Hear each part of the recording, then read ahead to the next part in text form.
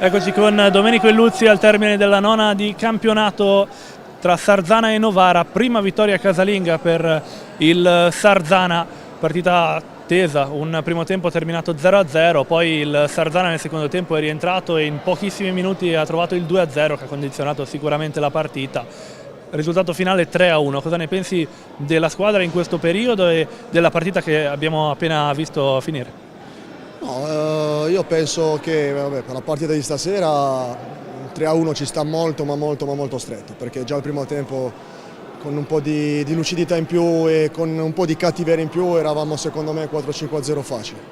E poi il secondo tempo siamo entrati un po' più cattivi, abbiamo fatto 2 gol, 2-1 e abbiamo avuto 2 o 3 occasioni contro dove abbiamo rischiato, quindi non dobbiamo più commettere questi errori.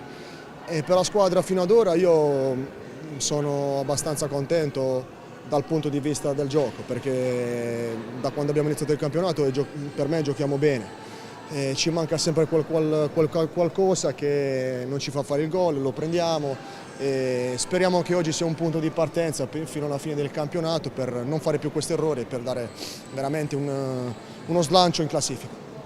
Ora il Sarzana, prossimo appuntamento a Giovinazzo, però è una serie di partite a pochi giorni di distanza, c'è il Giovinazzo, poi la partita di ritorno di VSE Cup, il Bassano, tante partite molto ravvicinate. Sì, vabbè, ma quello è sempre stato così, quindi sappiamo che dobbiamo fare dei sacrifici.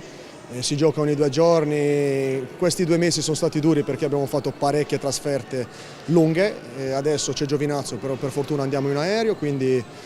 Giovinazzo sarà una guerra, io lo so meglio di chiunque altro, quindi andiamo lì e dobbiamo fare la migliore partita perché lì non si sbaglia niente.